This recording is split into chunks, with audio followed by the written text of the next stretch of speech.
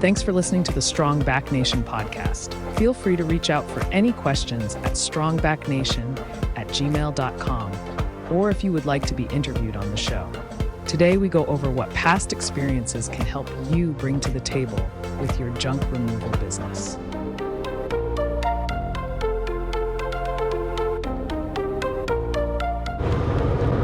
Good morning, back with another one. So today I wanted to talk about a few things about how everybody's got different backgrounds and they bring certain skills to the table when they start their new venture. In this case, junk removal, or if you start a company or a business. So I'm gonna kind of go through my background, and hopefully that'll give you some ideas of what you can do based on your background. And if you don't have a background like that, there have been times where I didn't know how to do things, and still now, so in that case, there's the saying where you build your parachute while you're falling out of the airplane. That's kind of how I felt sometimes. Or there's another saying called just-in-time learning. So you just, whatever you're working on and you need to learn right then and there, just learn along the way and just build it as you're learning, and you'll do just fine. And there were times where I had to, even the landing page I built for the Google Ads, I was just learning and building at the same time through the training that I had. So just keep that in mind. So I think it started, at the very beginning. I mean, I could start at the very beginning where I was getting into producing audio and video, just as a kid in high school. I was just, even though at the time I was just messing around, I was making all these videos. This is way before any digital. I had this camera with the cassette tape thing, and my computer was powerful enough to record some, I had a music software that I used to record music and produce a little bit and do all that, and learn how to mix. So just kind of starting there, I think helped me. And as far as video goes, I think that helped me come up with ideas for creativity. Same with music. So we're going to skip forward to college. So I studied, my primary study was communications, and I had, a core of business and music. And so I had a lot of marketing classes, but that's not what really helped me. Was I mostly self-taught. I self-taught myself all the things that I'm doing now. So in college, I took some marketing classes and advertising and all that. And then I had a little side job as doing recording for the campus. But really what I think kickstarted was my first official job outside of college, which was I was a marketing manager, and I ran the company that sold ski and snowboard gear. Ran their Google Ads and email campaigns. I designed I created all the design for the emails and the email blasts, and I managed their affiliate marketing and and a little bit of like just a little bit of their social media stuff. But what helped me the most, I think, was actually having tangible experience, because I managed their budgets. I had to keep track pretty carefully. It wasn't a fixed budget. It was by percent of what sold. I had to use the marketing budget based on like whatever sold that week. I only had like 8 to 12% of budget I could use. So like a ski and snowboard company, obviously you have more budget in the winter when it's peak season to work with for Google ads and other marketing channels. So that was kind of my first dive into marketing and helped me keep track of the budgeting and a spreadsheet, and I learned a lot of the messaging and coming up with ideas, stuff like that. So that was fun. That was for a couple years. And then the next job I had for a little bit was managing different clients, making sure content was produced for them, stuff like that. It was for a very brief time, just for a few months. But then I hopped over to another business in Boulder, Colorado, and it was a company that sold restaurant supplies. So I was like their primary email marketer person, and I produced all their emails and tried to automate their emails, stuff like that. And that was for like a year and a half, maybe 2, but had to hop over to another job when I moved. I moved from Colorado to Missouri, and so but during that time, that's when I picked up a marketing course that taught me how to run Facebook ads, and I learned how to run Facebook ads and generate leads. Built a landing page, automations to collect their name, email, phone number for primarily like chiropractors, and I did a few other one-off local businesses type things.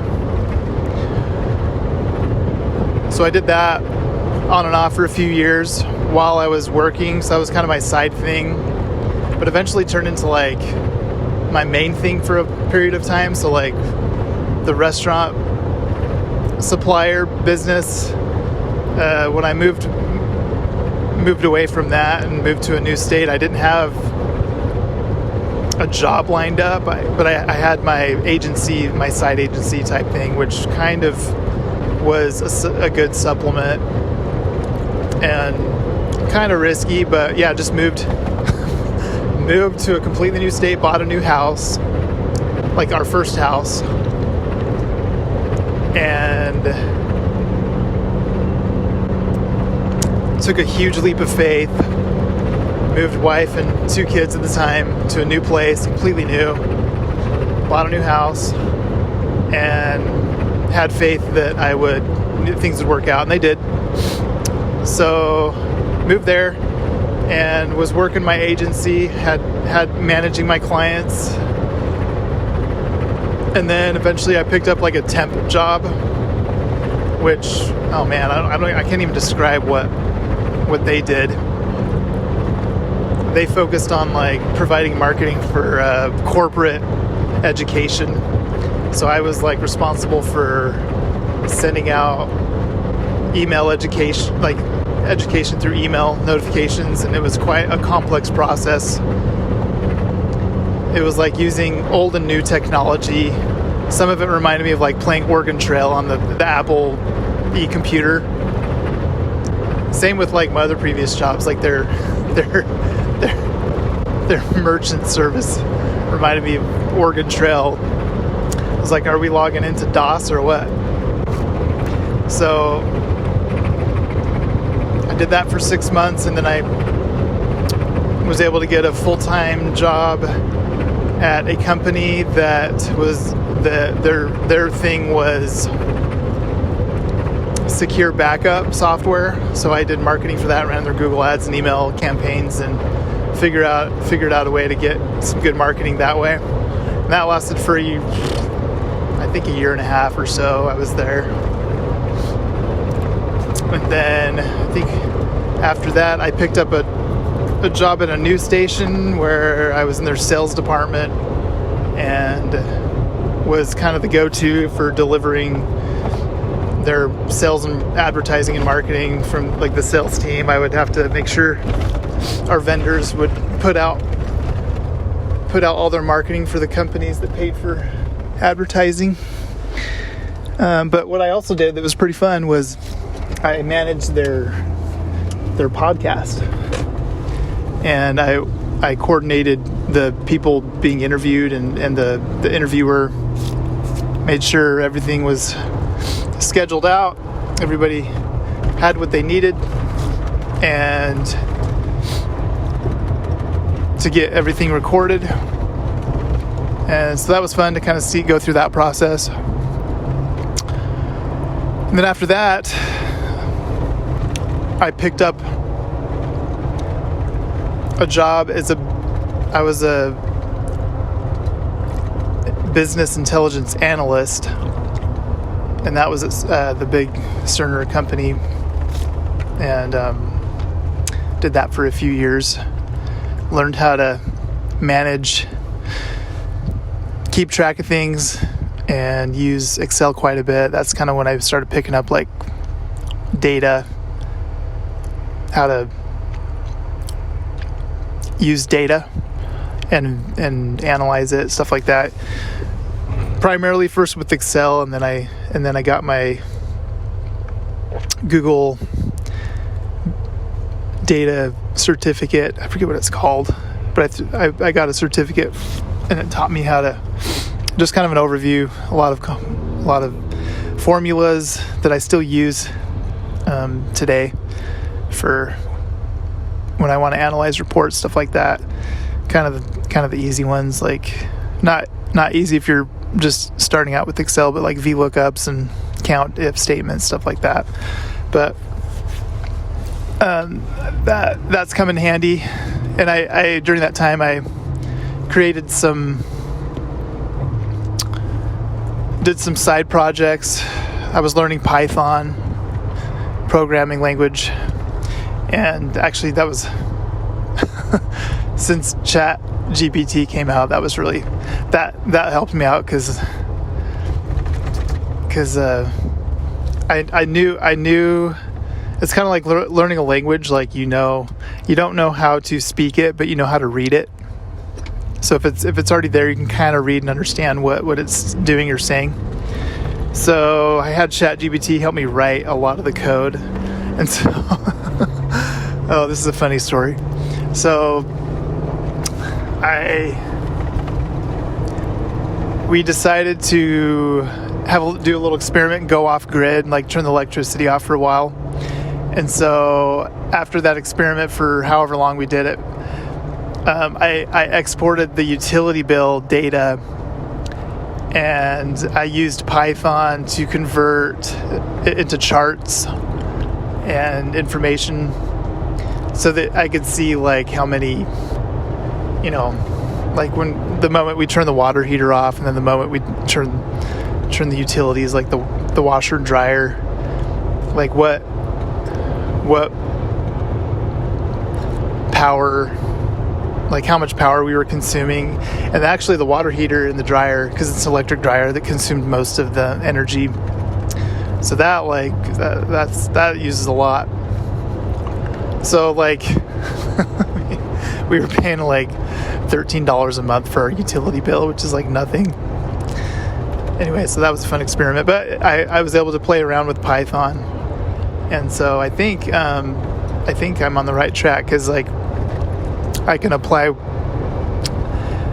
my data analyst experience into analyzing my junk removal business data to figure out what's selling, or which category of marketing is doing well, I mean, there's reports that already have that in like your CRM, but I can go a little bit further if I want and go a little bit deeper. But the key is you got to collect as much data as possible so that you can utilize that. And then my last job was a health data marketing agency where I compiled and did a lot of reports and used Excel quite a bit for that. So with all those things, I was able to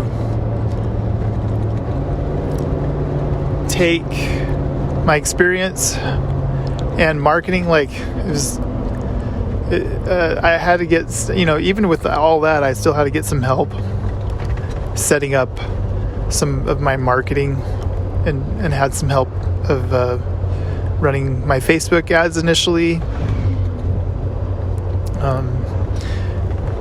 And also just with the time that I have.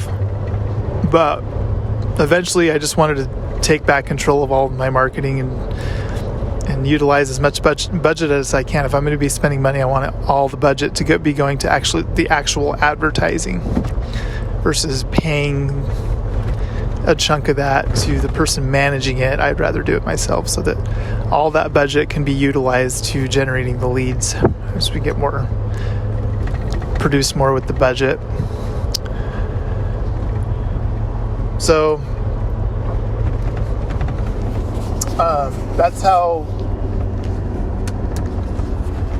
that's what I did with applying my experience and all the things I did with my marketing and so that's why I was able to, even though like some of this stuff like Google Ads and Facebook, I haven't touched that for like 4 or 5 years. Like some of this stuff, like I was doing data analyst stuff for like 3 to 4 years, and so I was so out of the loop. I had to like really dust off the cobwebs. Things change too, but surprisingly Google Ads, like since the past 15 years, hasn't really, they've added a lot of new stuff, but it's kind of the same thing. And with Google Ads, like when I set that up, like I went through a course and some training to get that set up, but at the end of the day, I don't like that. That's a cliche term, sorry. But I just called Google and got a Google rep, and they helped me get my conversion tracking set up with my landing page, my phone number, just all that stuff. Because even in the course that I had, it showed me how to do it. I just wasn't doing it right.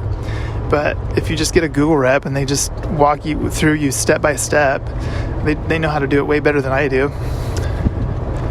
And they have you pull up your Google Tag Manager and plug everything in. So that way now all I got to do is I just got to turn on the switch. If I want to generate leads, I just turn on the Google Ads switch, turn on the Google Local Service Ads switch, the Facebook Ads switch, and what else? What other switches do I have? I have the agency switch. I use Perfect Click right now. They make it pretty easy to just turn on and off the switch. It's not like a retainer fee or anything like that. So that's pretty much how I was able to bring why marketing comes pretty easy to me. Even after all that, there's still a lot of other things, yard signs, guerrilla marketing. I wish I could do more, networking events. There's always more you can do. But I think, it worked for me pretty good. Last year was my first year. There was just a lot of ups and downs, but I think that it'll keep getting smoother as I build my list of customers. And I think repeat business is, that's going to surface quite a bit. I've already experienced that so far. It's only February. It's almost March now, but so yeah. And like I said, if you have not even had any marketing background, or if you haven't even, feel like you haven't, your specialty might be, operations or, sales or whatever else. But don't let what you don't know hold you back. Just pull up a video and just work on it. Put stuff together, and you'll be up and running in no time. There's a few resources that I can give you, like videos that really help me. Like there's one that's from, I'll just give a shout out to Steezy Flip's YouTube channel. He put out a really good video that helps you with your Google local service ads, like how to optimize that. I use that quite a bit. But anyway, stuff like that. Hopefully that helps. And this podcast is funny because I don't know who's listening. So like if you do have questions, or if you need help with something, I'll do my best to see if I can steer you in the right direction. Right now, I just have an email. You can reach out to me, strongbacknation@gmail.com. Eventually, I have the strongbacknation.com domain. I'll probably just create like a little page that people can opt in if they want. I might just give them something if you trade them with some of their information, so I can start building a list and communicating to everybody that way. But right now it's just the email. Reach out to me and I'll see what I can do to help you out. Anyway, that's all I got for today. Have a good one.